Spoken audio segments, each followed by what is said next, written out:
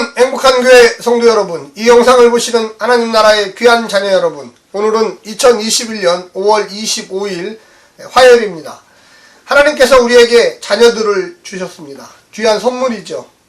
그러나 또한 우리는 책임감을 가지고 하나님의 말씀 가운데 자녀들을 잘 가르쳐야 될 의무가 있습니다. 과연 자녀들에게 무엇을 가르쳐야 할까요?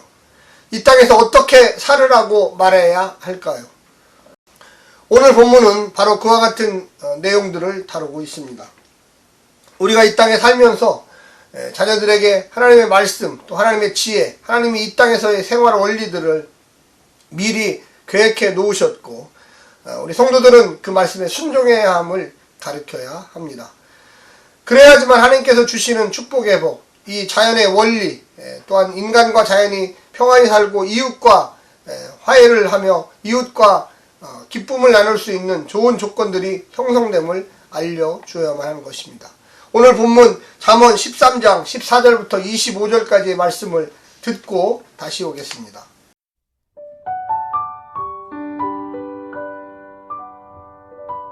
지혜 있는 자의 교훈은 생명의 샘이니 사망의 그물에서 벗어나게 하느니라. 선한 지혜는 은혜를 베푸나 사악한 자의 길은 험하니라. 무릇 슬기로운 자는 지식으로 행하거니와 미련한 자는 자기의 미련한 것을 나타내느니라. 악한 사자는 재앙에 빠져도 충성된 사시는 양약이 되느니라. 훈계를 저버리는 자에게는 궁핍과 수욕이 이르거니와 징계를 받는 자는 존영을 받느니라. 소원을 성취하면 마음에 달아도 미련한 자는 악에서 떠나기를 싫어하느니라. 지혜로운 자와 동행하면 지혜를 얻고 미련한 자와 사귀면 해를 받느니라.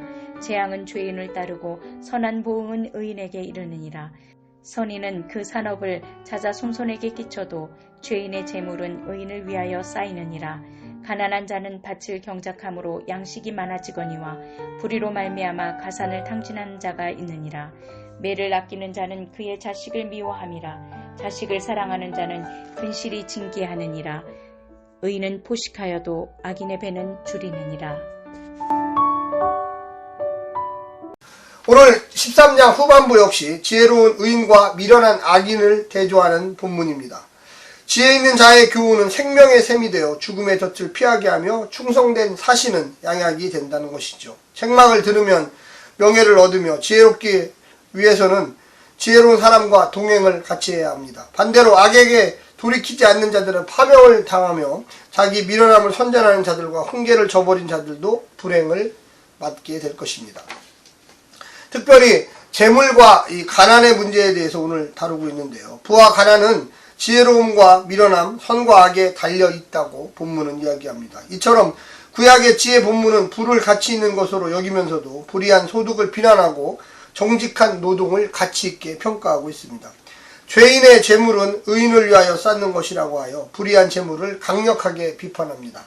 그리고 잠언에서는 악과 미련함을 경제적 측면에서 다루고 있습니다. 이 땅에서 성도들의 자녀들이 어떻게 살아야 되는지 성도들이 부모로서 가르쳐야 합니다. 다시 한번 생명과 지혜를 오늘 본문 14절부터 20절에 연관시키고 있습니다. 그래서 14절에 지혜 있는 자의 교훈은 생명의 샘이니 사망의 그늘에서 벗어나게 하느니라.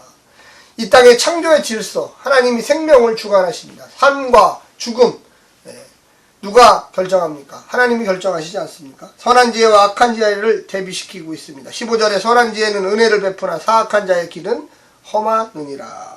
사람을 살리는 지혜와 사람에게 재앙을 가져오는 어리석음을 대조시키고 있습니다. 20절부터 25절까지는 지혜는 무슨 유익을 주는지에 대해서 설명하고 있습니다. 인생을 살면서 의를 행하는 것이 이 땅에서 잘 되는 길입니다. 그것은 하나님이 원하는 길입니다. 이것을 가르쳐야 돼요. 또한 악을 행하는 것에 대한 경계가 분명치 않으면 항상 문제가 발생합니다. 선은 무엇이고 악은 무엇이냐. 선인 부분도 있고 악한 부분도 있고 이게 혼합돼 버리면 혼돈이 오는 거죠. 어느 순간에 딱 결정을 하고 이건 악한 거다, 이거는 선한 거다 이렇게 하지 않으면 우리는 항상 불행이 가지고 살 수밖에 없는 것입니다. 우리의 자녀들에게 이것이 선한 것이다, 이것이 악한 것이다, 너는 이 선한 곳에 머물러 있으라 이야기할 줄 알아야 합니다. 악은 반드시 어느 정도 지나면 열매를 맺습니다. 물론 선도 그렇습니다. 그래서 의롭게 사는 것은 악으로 쌓은 물질 가치를 전부 다 의로운 자가 가져갈 수밖에 없는 구조라는 걸 알려줘야 돼요. 너 지금 당장 좋지? 그러나 그건 악한 것이야. 때가 되면 너의 그 악함으로 쌓은 것들이 다 선한 쪽으로 이동한다는 걸 너는 명심해야 돼. 우리가 오늘 본문에 보게 되면 이렇게 이야기하고 있습니다. 20절, 지혜로운 자와 동행하면 지혜를 얻고 미련한 자와 사귀면 해를 받느니라. 23절, 가난한 자는 밭을 경작함으로 양식이 많아지거니와 불의로 말미암아 가산을 탕진한 자가 있느니라. 24절, 매를 아끼는 자는 그의 자식을 미워함이라. 자식을 사랑하는 자는 근실이 징계하느니라. 근실이 성실하게 징계하는 거예요. 진실한 마음으로 자녀를 부모의 어떤 도구가 아니죠. 하나님이 주신 선물이에요. 뭔가 내 뜻을 성취하는 게 아니라 하나님의 뜻을 성취하는 자녀로 만들어야 돼요. 자식을 가르치고 훈계하고 그러기 위해서 매를 들어야 돼요. 그가 잘못된 길로 가고 있을 때 어릴 때부터 야 그건 아니야. 나의 사랑하는 자녀야 그 길은 아니야. 바른 길로 가야 돼. 이렇게 이야기할 줄 알아야 됩니다. 그래야지 그 자녀가 바른 길로 갈 수가 있는 것입니다. 내 자녀를 사랑한다고 그가 악한 길로 가고 있는데도 못 본 채 하면서 나는 못 봤다. 이런 부모가 되면 안 돼요. 이건 신앙의 가정이 아닙니다. 오늘 본문을 통해서 우리는 선한 지혜를 배워야 합니다. 하나님을 경외하는 마음에서 얻은 창조 질서나 세상의 이치에 대한 밝은 이해를 의미하기도 합니다. 그러나 잠언에서는 이 선한 지혜는 실질적인 지혜입니다. 올바른 분별력이나 판단력이라는 뜻을 가지고 있습니다. 선한이라는 말에서 알 수 있듯이 그것의 기술적인 차원보다는 더 중요한 태도.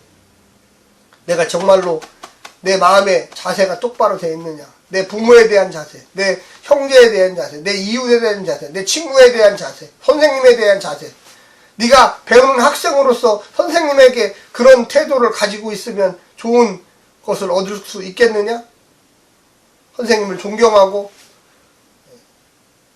그런 마음을 가져야 돼요. 그래야지만 그가 인생의 선한 지혜대로 살 수가 있는 것입니다. 두 번째는 지혜와 소원입니다. 지혜를 따를 때 하나님의 도움으로 선한 소원들이 성취됩니다. 이로 인해 기쁨을 누릴 수가 있습니다. 반면에 자기 고집에 사로잡히면 오만하고 교만합니다. 사악한 의도를 품은 자는 그 소원을 이루지 못하여 참된 만족과 기쁨을 누릴 수 없습니다.